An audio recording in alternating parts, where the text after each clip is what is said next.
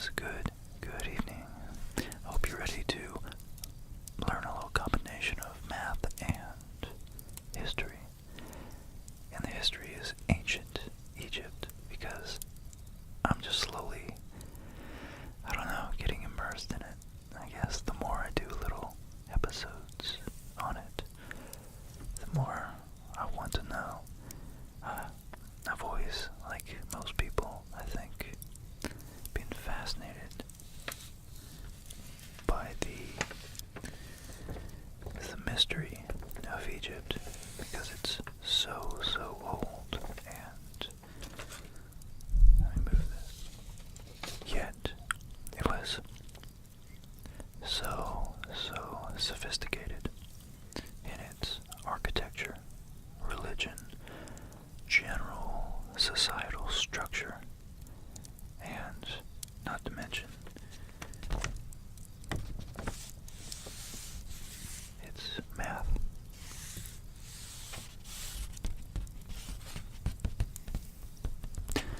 So I don't have any real equations right now, but I was just working on some physics.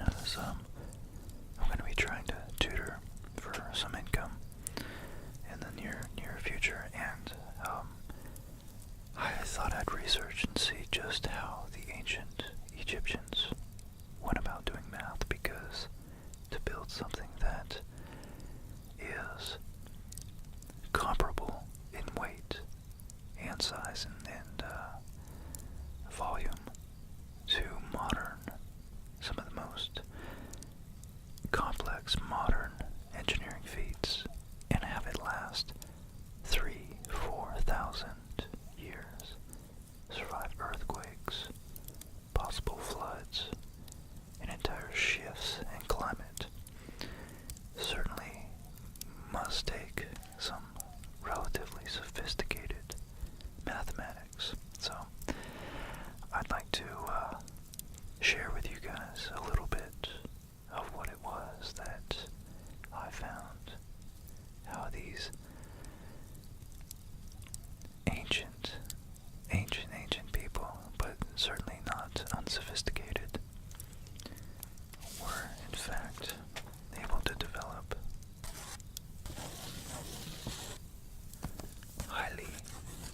very highly advanced and unique relative to how we do math today. And just because this is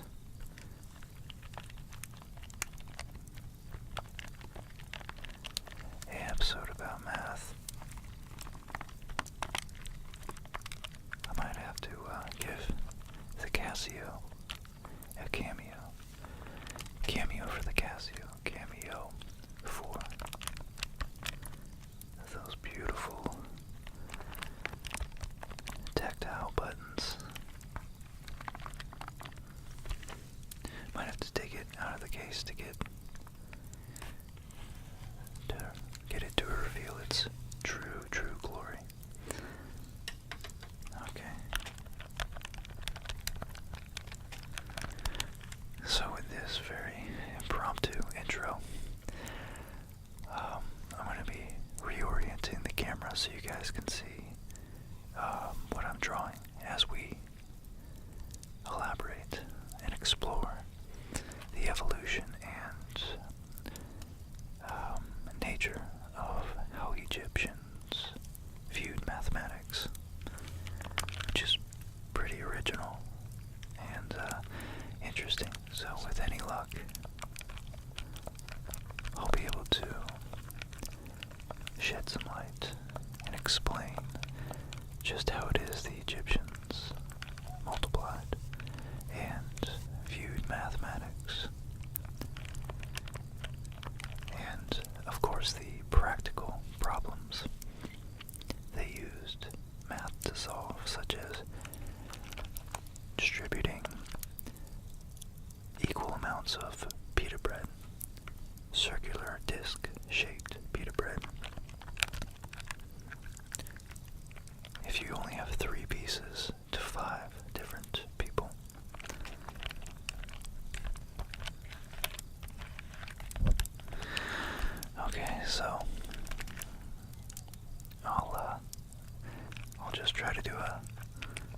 amateur fade in from my calculator sounds into the intro and the meat of this mathematical video.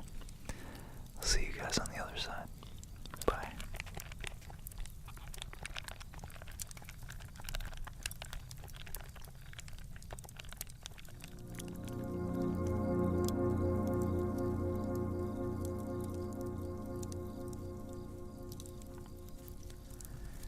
So the early Egyptians, they settled along, as we know by now, the fertile Nile Valley as early as about 6000 BC.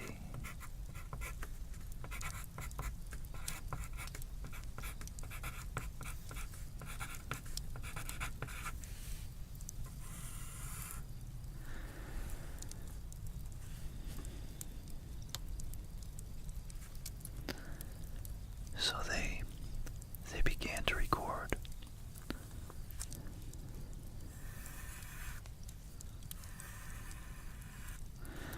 They began to record the patterns of lunar phases and the seasons for both the agricultural and religious reasons. Because, of course, as the Nile flooded, so did their land. And like any highly developed society, especially back then, if you were depending on a crop yield and a unexpected, unforeseen, unpredictable flood ruined all of your year's harvest, all of your work, you may be hard-pressed to survive that catastrophe. So, of course, acknowledging the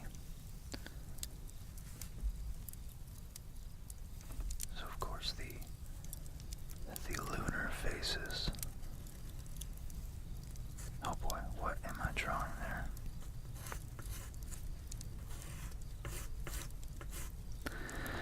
And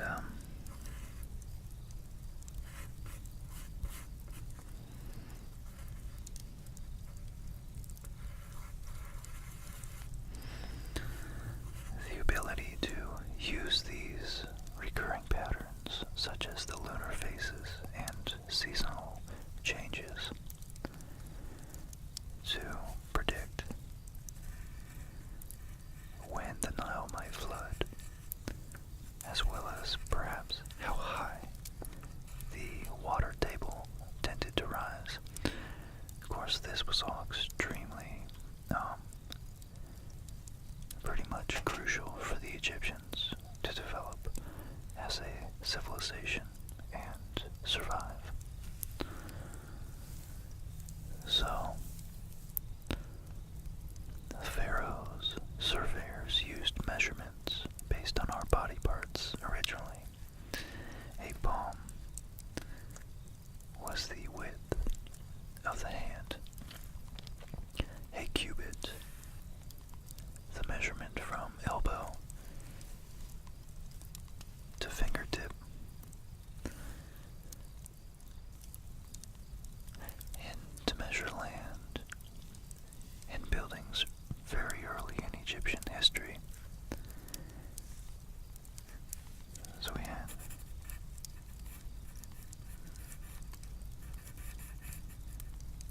I guess that's 4 right there. So that might have been let's see.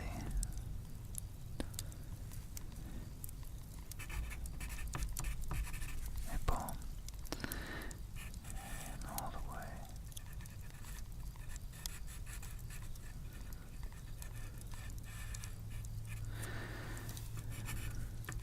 from your elbow to your fingertips was a cubit.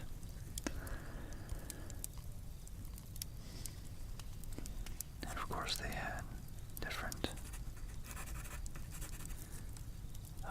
staircases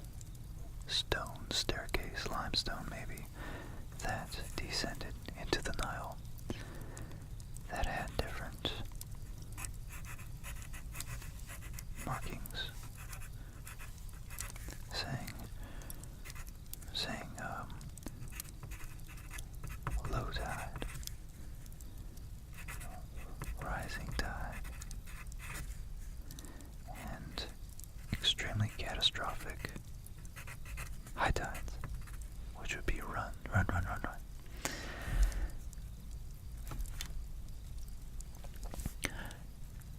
So, believe it or not, the fact that we have 10 digits is pretty crucial for the fact that the evolution of our counting, our number system. And the early Egyptians devised a decimal numeric system that was developed based on our fingers and our biology and our toes, you know. The oldest mathematical text from ancient Egypt discovered so far, though, is the Moscow papyrus.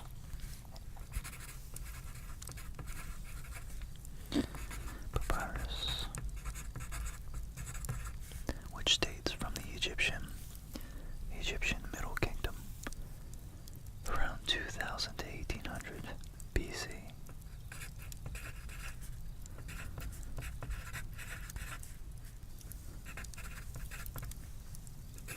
Which is 3,000 years ago.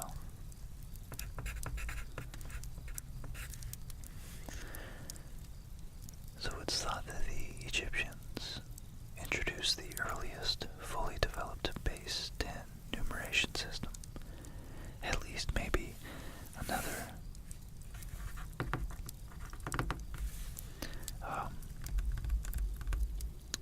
700-800 years prior to this Moscow papyrus.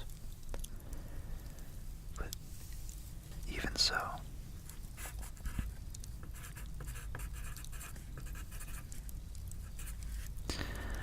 we think that they invented it much earlier, because the pyramids were thought to have started to begin being built maybe 1,000 years prior to that. So it just goes on and on.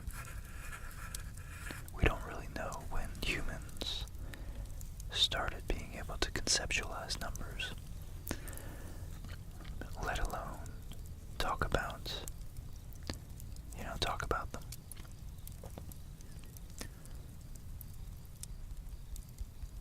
So written numbers used a stroke for units. So here I'm going to try to write this down. So we have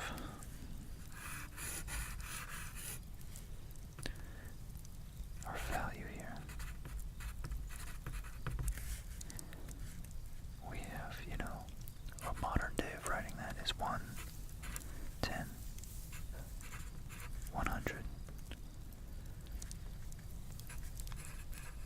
1,000. In America we use a comma. I know elsewhere you guys use a decimal point or a period. I'm not sure actually what you call that, because the phrase decimal point denotes that it's a fractional value. I'd be curious to know. And then we got 100,000. And then 1 million over here. So our modern value, our modern decimal-based numeric system, at least mine over here, I know in most parts of the world, I guess, numbers really aren't. They're pretty cross-cultural, aren't they? But the hieroglyph looked like, let's write that word.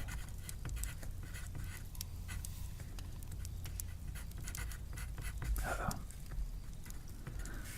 Screwed up. The hieroglyph looked like that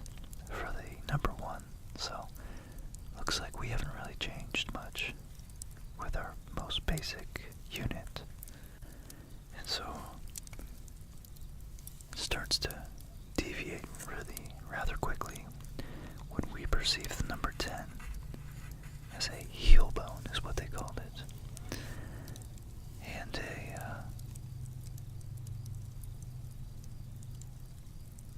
a coil of rope for hundreds, which would look kind of like this.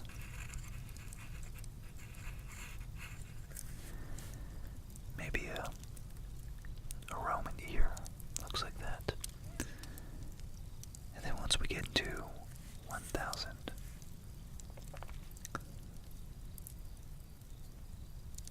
it becomes a lotus plant. And a lotus plant for them looked like a little triangle with some petals, a stem, and kind of a little Pac-Man feature.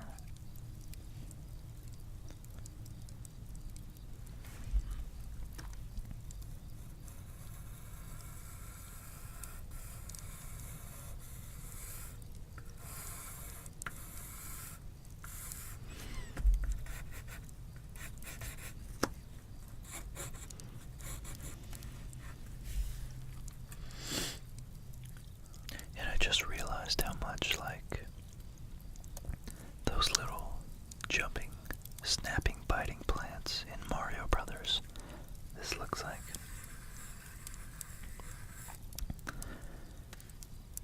I wonder if they were fans of, knowledgeable about ancient Egypt. So it looks like I missed 10,000.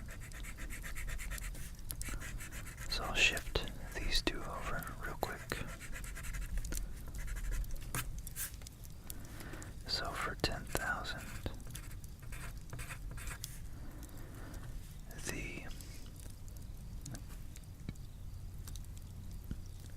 let's see, her power is up to 10 million. Let's see, it was, I don't know what that is. My little article here stops, but it looks something like maybe perhaps a reed. I don't know. A reed.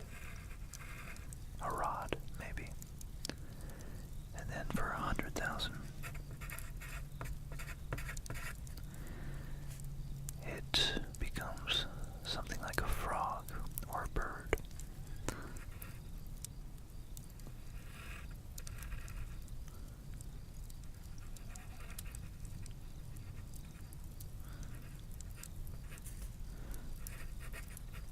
Or a frog, which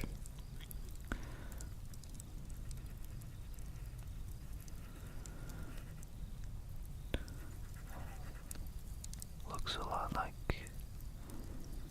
the same thing almost.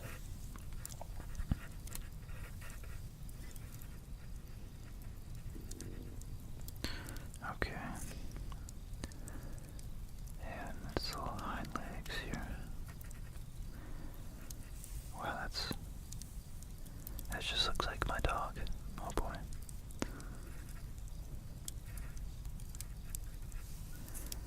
Interesting.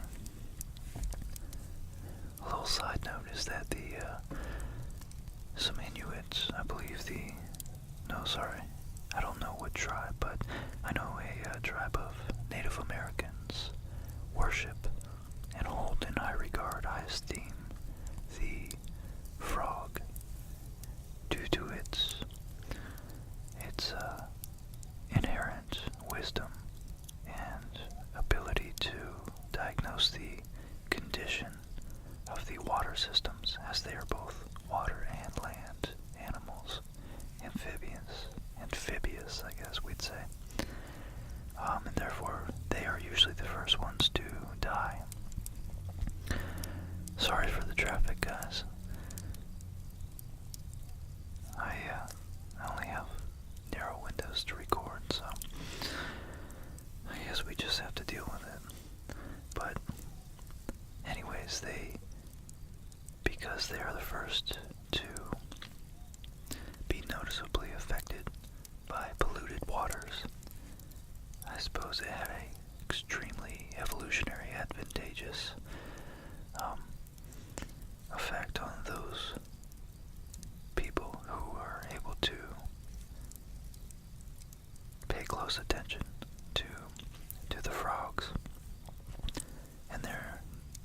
close environment and avoid any major plagues or other biological disasters.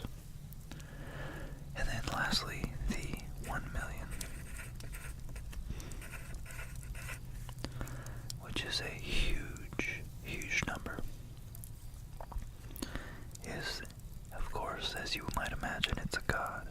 It is a god. So we have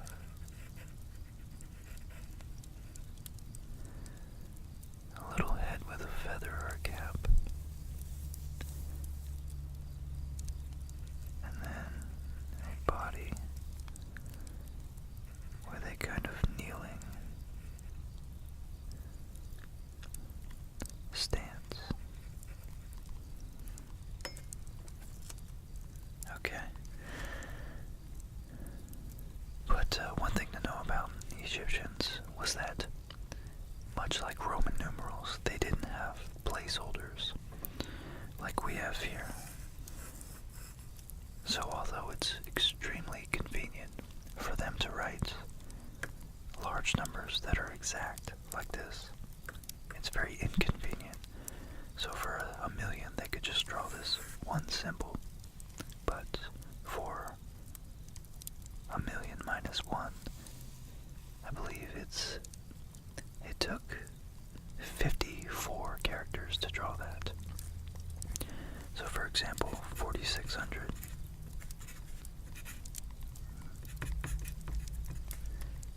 and 22 would look like this.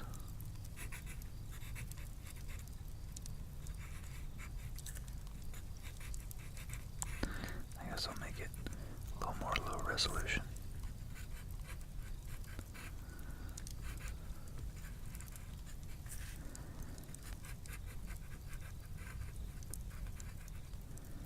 So there's 4 thousands, and 600 would indeed be 6 of these.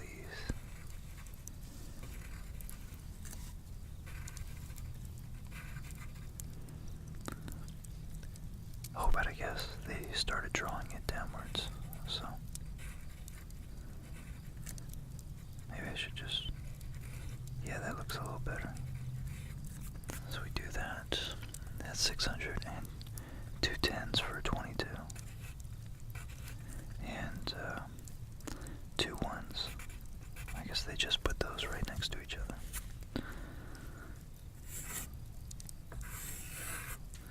So as you can imagine, it's a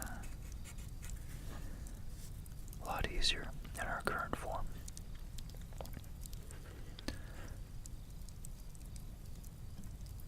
So this famous paper that I was thinking about incorporating into this episode, but it's already a little too long and complex enough for just the time I have to put into these videos. Although I really would love to in the future, if God willing, the channel keeps growing. If I'm able to make a little more money on it, I would in fact love to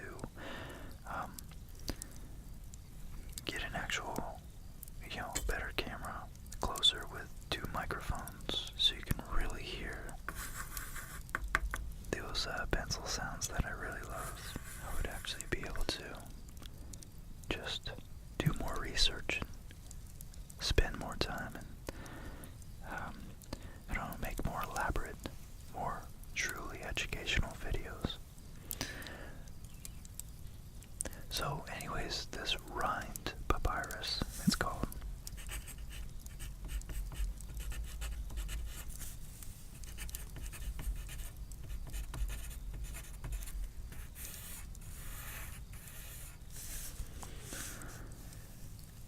was, let's see, when was it created?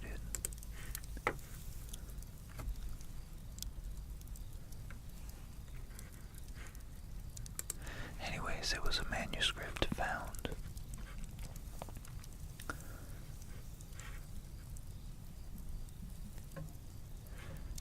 I think rather recently, within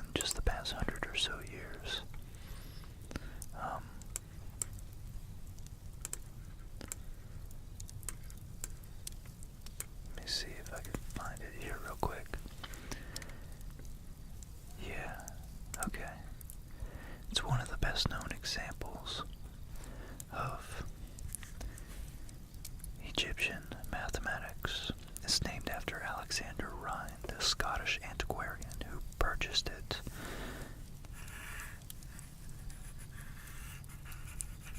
It looks a lot like this. A very beat up manuscript with holes in it everywhere. With a bunch of mathematical texts on it.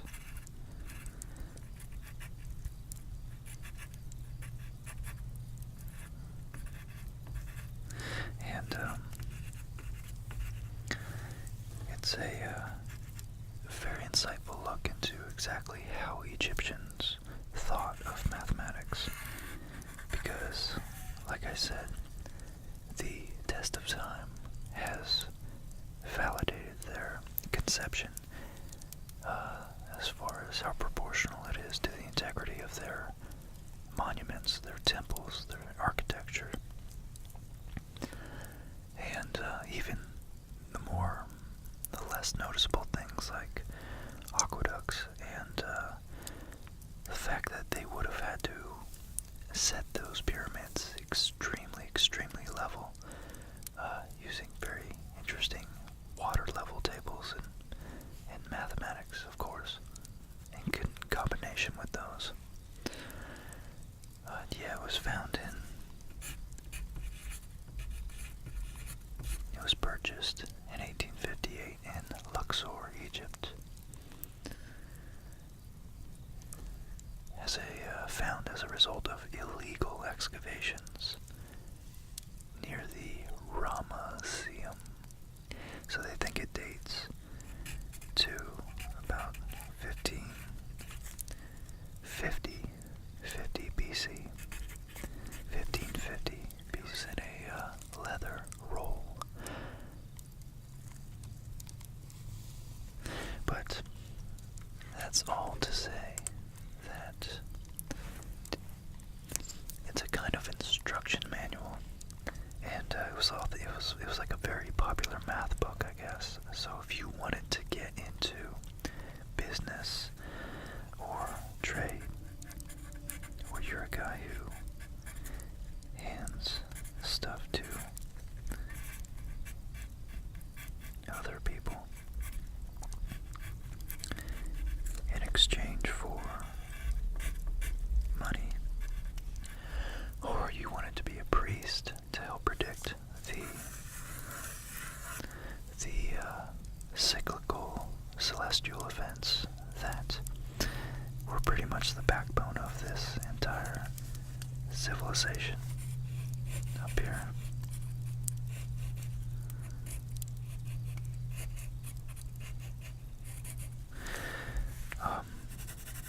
This book was for you.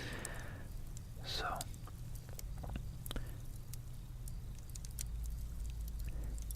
one of the interesting things that I'm probably gonna botch really bad, but I'm gonna try to explain because I just figured it out. And that's the true test of if you know something, I suppose, is that it explained how to multiply numbers in a way that's maybe with a Common Core curriculum, maybe that makes more sense to kids, but definitely not the way I learned to multiply. Which is you take, for instance, we have 3 times 6.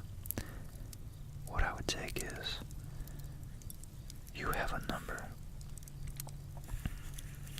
and you want to multiply it.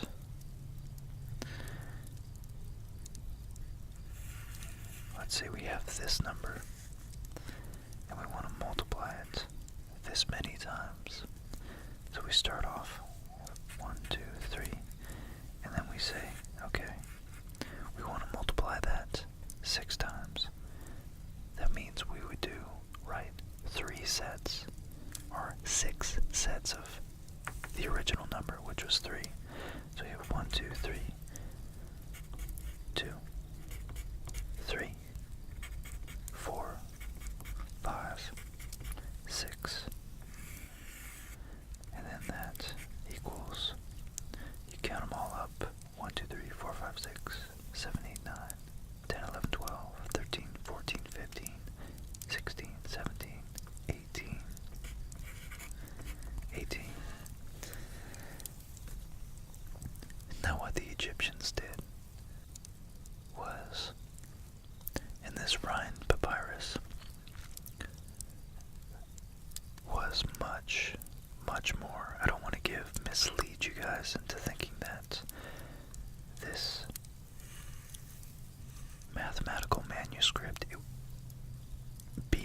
standard for the value, being a indication of the standard of mathematical competency was only dealing with multiplying numbers, because it certainly was way beyond that. It also did division. No, I'm just kidding. It goes way beyond that. Seriously.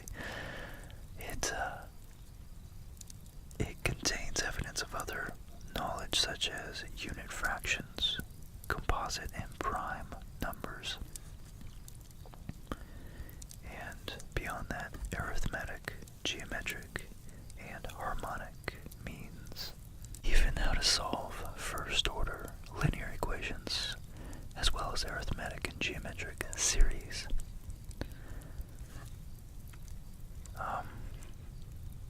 And then the Berlin Papyrus, dating to a couple hundred years after that, actually showed that the ancient Egyptians could solve second-order algebraic equations, which are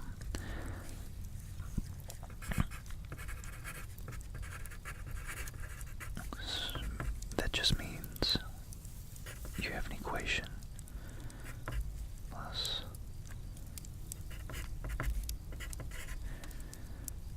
it deals with this would be a first order equation. Second order deals with squares.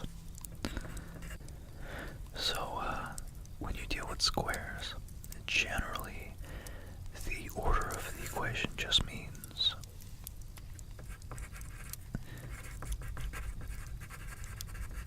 the value of the exponents of the largest value of the exponents. So even if you have a 1 right here, the largest value would be on the x, and it's 2. If the x said 3 and the y said 2, the largest value would be 3. That would be a third order equation.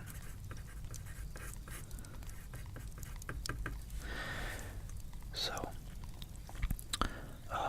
yeah, their mathematics was definitely advanced when you consider 3,000 years ago. Most Europeans were still very nomadic and far from building monumental temples. But of course that remains to be fully determined, because we still have great monuments like Stonehenge, and of course Göbekli Tepe in Turkey that dates to like 10,000 years ago and has huge sprawling theaters of megaliths. That's a whole nother episode though.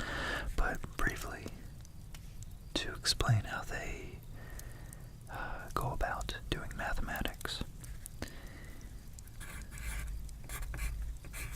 If they wanted to multiply 3 by 6,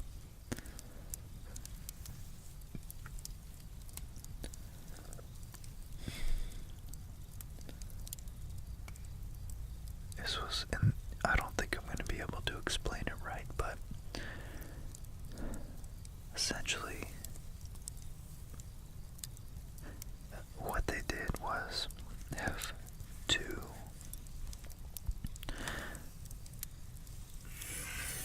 I'm going to write it over here. Okay.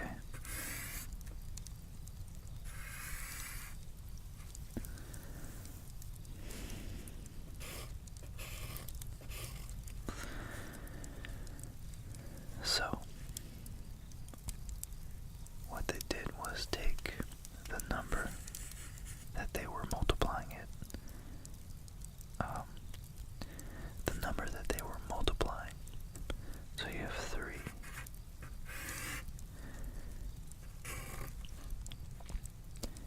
And they would progressively double.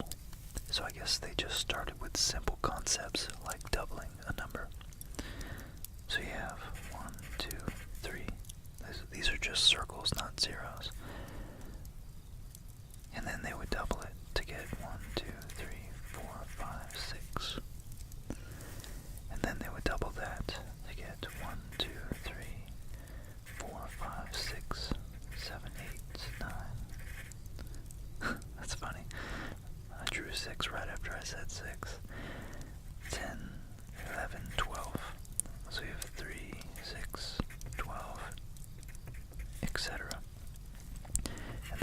just, as a reference, take the number 1, double it to get 2, double that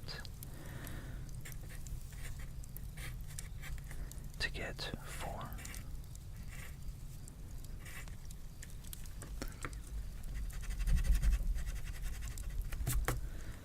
Let me just keep my values lined up here. And then, of course, on down. And I suppose the trick to their method here was saying which, and this was really hard for me to understand, but they simply count up which sets of the right-hand column add up to the number that they're trying to multiply this number by. So they start with their number. You just have this set aside. We're going to use this for the answer. We don't need it yet. Then they go to their reference table that they would use for any other problem and simply say, which grouping can I do this or can I do this? And obviously this would double. This would be 1, 2, 4, double to 8. 1, 2, 3, 4, 5, 6, 7, 8. And this would double to 24. Yeah, maybe I'll draw that out. 2, 3, 4, 5, 6, 7, 8, 9, 10, 11, 12, 14, 15, 16, 17, 18, 20, 21, 22, 23, 24. Because I thought it was cool when it actually clicked and worked. So we want to multiply 3 by 6.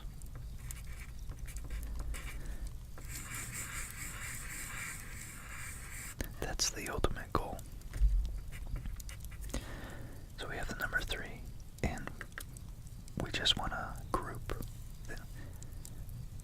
in a way that, this right column in a way that gives us the number we're trying to multiply our first number by.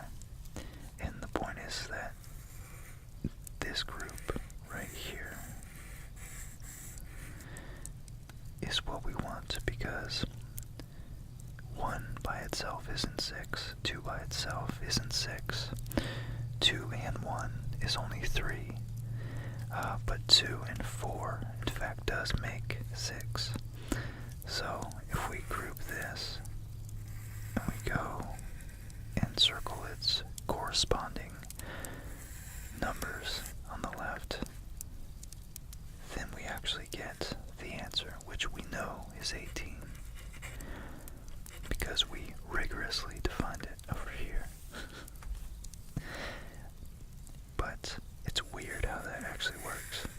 So because this is the group that adds to 6, its corresponding values for the base number, the original number, add up. 12 plus 6 is 18. So that's how they did it. And just as a quick verification, as another example, what if we did, using 3, what if we did 3 times 3? And what would that be? So if we did 3 times 3, we want to group the ones column in such a way that it adds up to 3. And clearly we would use this because there's no 3 by itself. So that means you have to add at least 2 rows. And this appears to be our answer here. And then, sure as the god of Anubis will rise, or Osiris, I don't know, we have 9. 3 times 3, we find 3, and its corresponding values over here.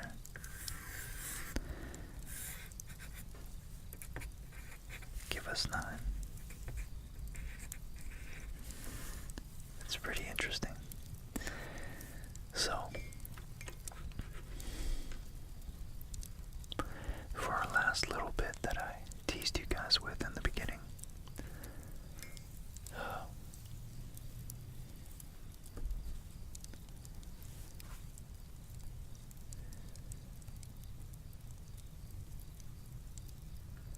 we had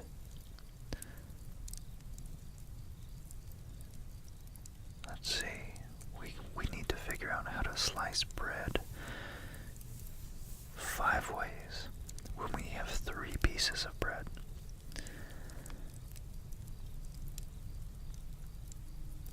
Very cool.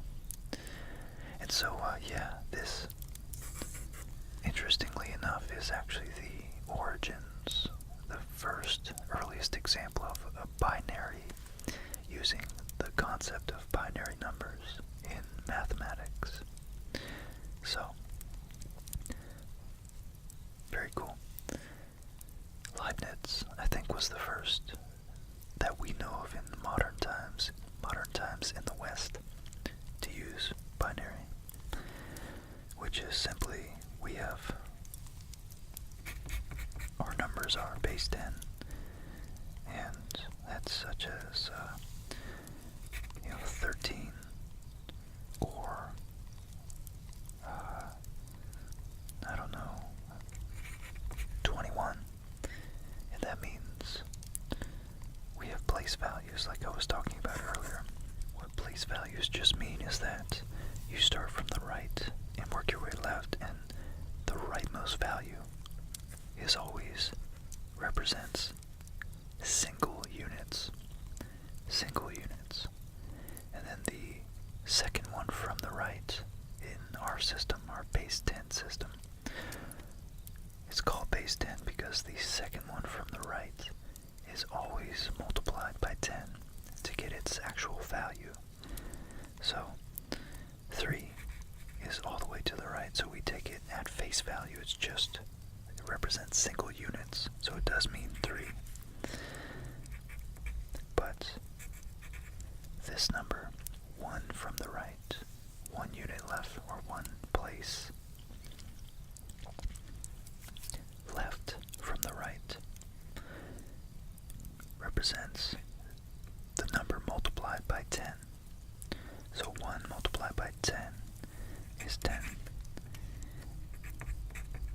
And that equals 13. And likewise, 1 multiplied by itself, or as a single unit, multiplied by 1 is 1. And 2 multiplied by 10 is 20.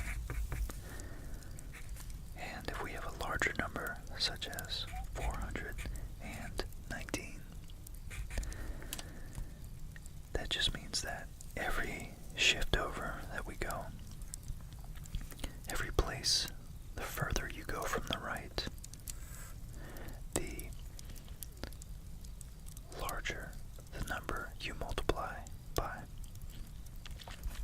And in a base 10 system, it's called that because the number you're multiplying by increases by an order of magnitude every time, which means order of magnitude just again means order in the sense we used here, the exponent. So 10 to the power of 0, anything to the power of 0 is 1. 10 to the power of 1 is itself just 10. And 10 to the power of 2 is 100. And you can see these numbers increment. So 10 to the power of 0 times 9 is simply 9. 1 times 9. 10 to the power of 1 times 1 is simply 10 times 1, which is 10. And 10 to the power of 2 times 4, which is 100 times 4, is 400. So we get 419.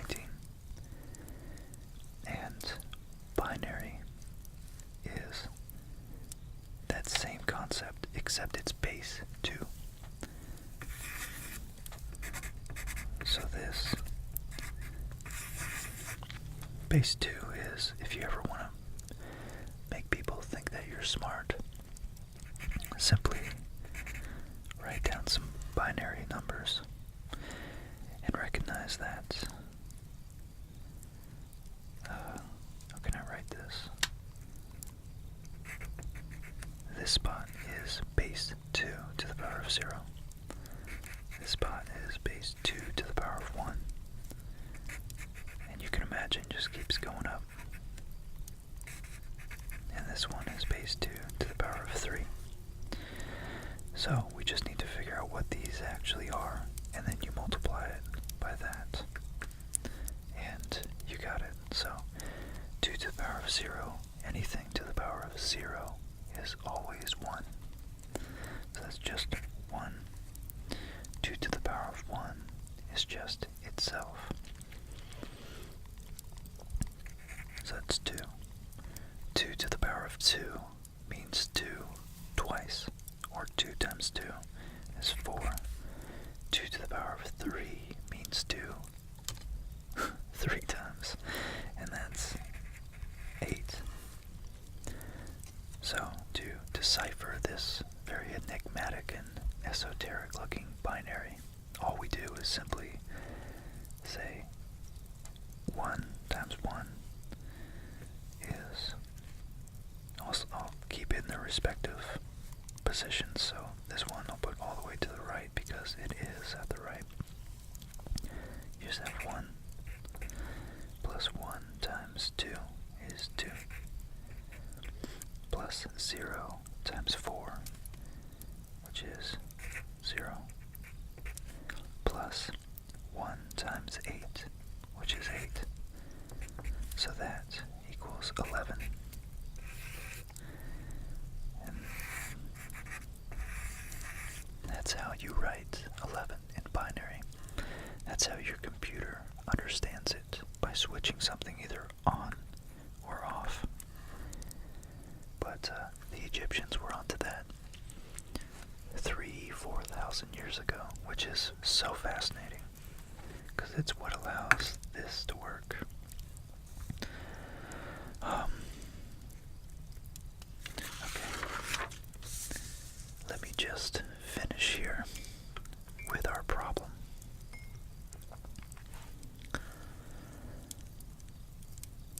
So, practical problems of trade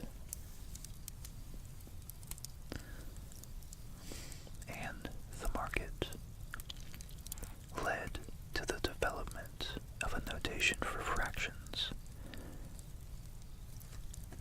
The papyri, which have come down to us, such as the Rhind and the Berlin and the Moscow papyri,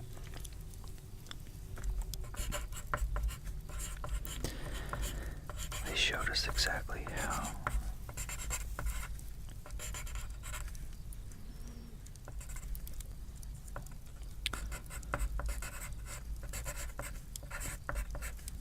they solved everyday, very, very practical problems.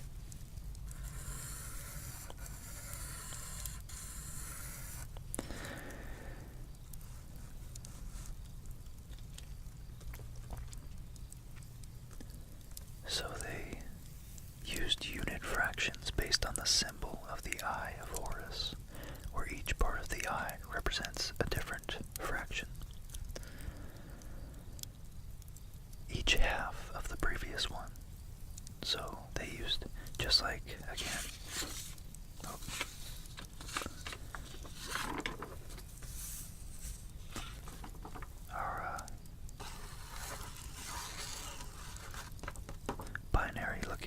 our binary chart here, where it's multiplied 1, 2, 4, 8, 16, 32.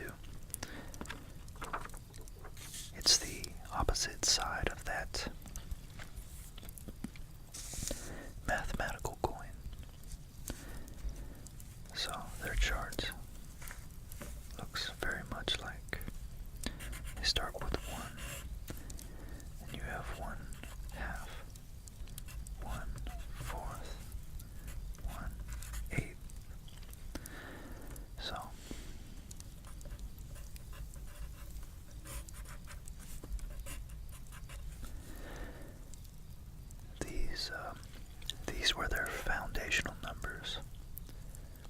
could use to apply. So it's like,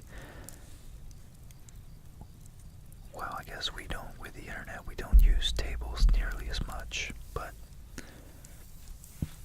anyone who's done statistics knows that tables are invaluable.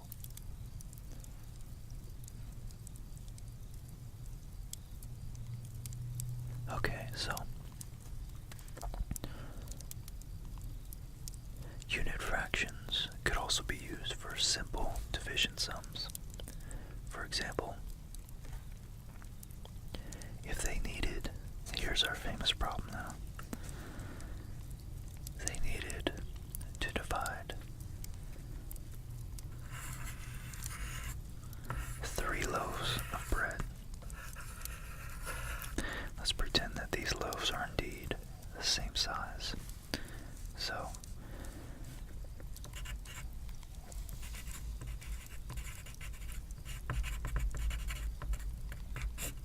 and this is a practical problem.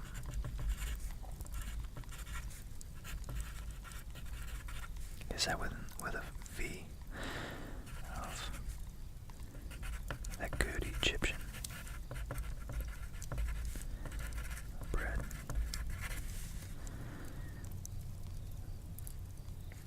4,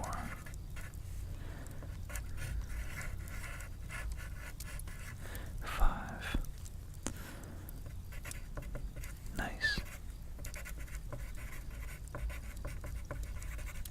Egyptians.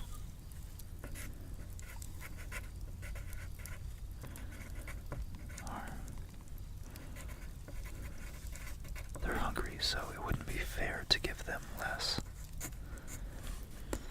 So,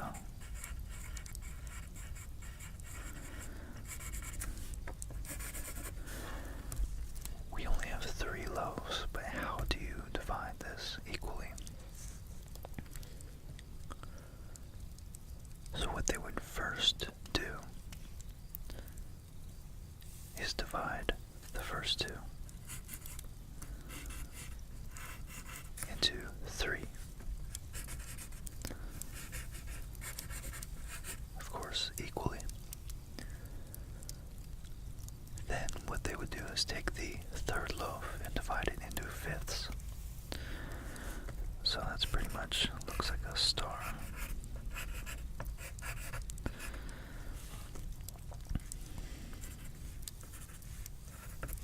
3, 3, and 5 pieces.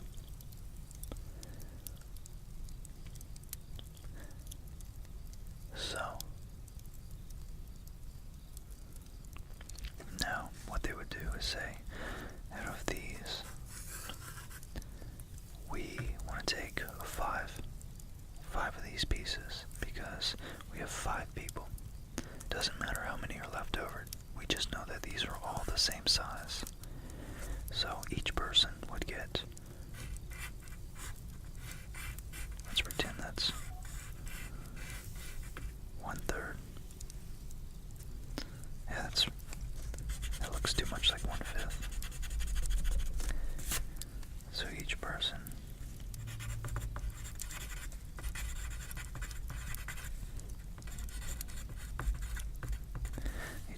gets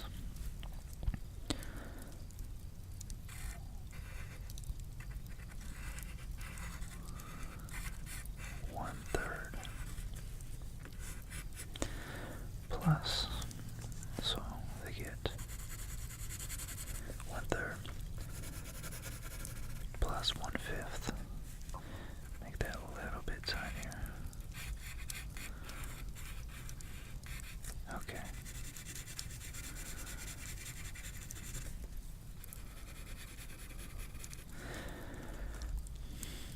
So that would take care of,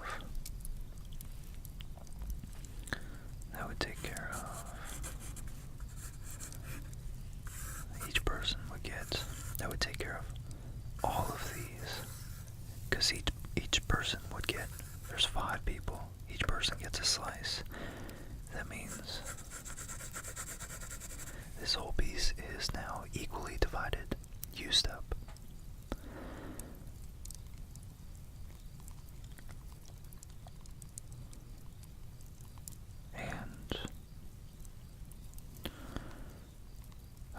dawned on me, like, why wouldn't they divide it all into 5 and give each person one slice? That would be 3/5. But hey, this is how the Egyptians did it. Okay, so we want to give each person that, and there's 5 people. So we multiply it by 5. So there's 1, 2, 3, 4, and 5, and we'll have this piece left over.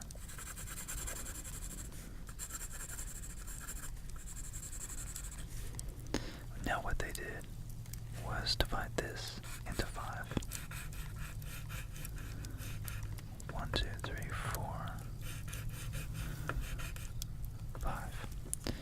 And so all they had was this piece left right here.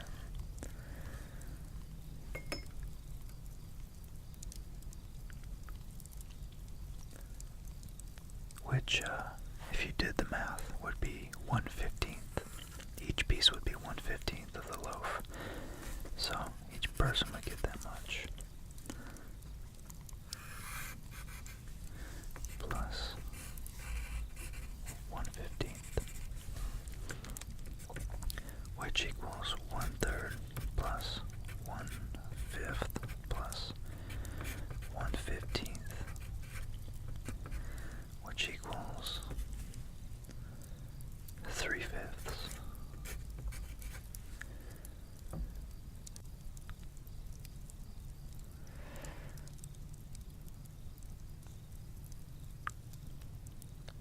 Yeah, I don't know why that's easier than just dividing them all into 5. But I guess that probably makes it way more practical on other examples. This was probably just a bad example. But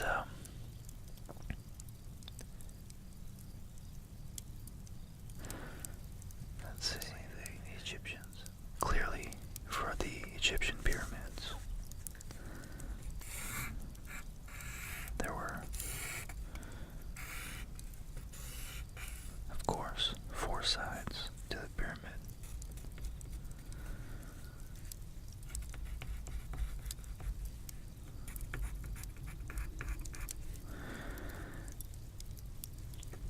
They knew that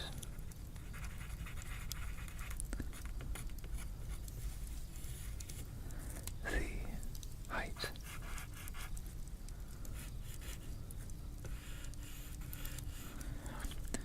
the actual height of the pyramid was intimately correlated, so they knew that the number of blocks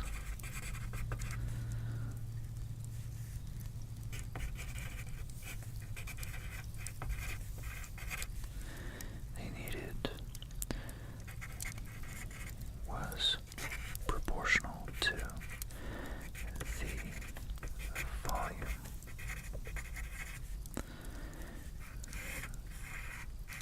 and the volume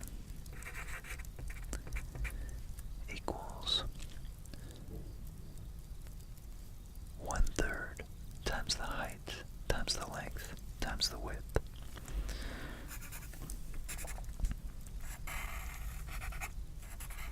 So that's the height, and this would be the width. And here is the length. I guess I'll make them all capital. So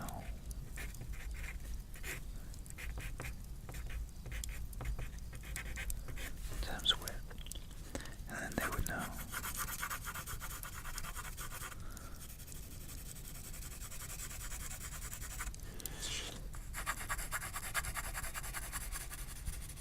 exactly how much space they would need to fill it up. And this was as well as truncated or clipped pyramids.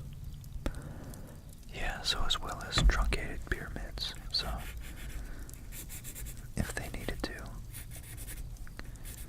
clip a side, clip the top off, they knew exactly how much they would need. They just do this minus this, and that gives them this whole volume of the bottom part. Sorry, there's lawnmowers in the background now, and I have no other time, so I'm just gonna wrap it up. But long before the Pythagoreans, they knew that a triangle with the sides 3, 4, and 5. What is it?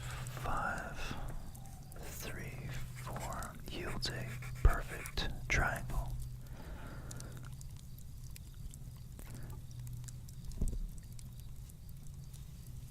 So, the Egyptian builders used ropes knotted at intervals of 3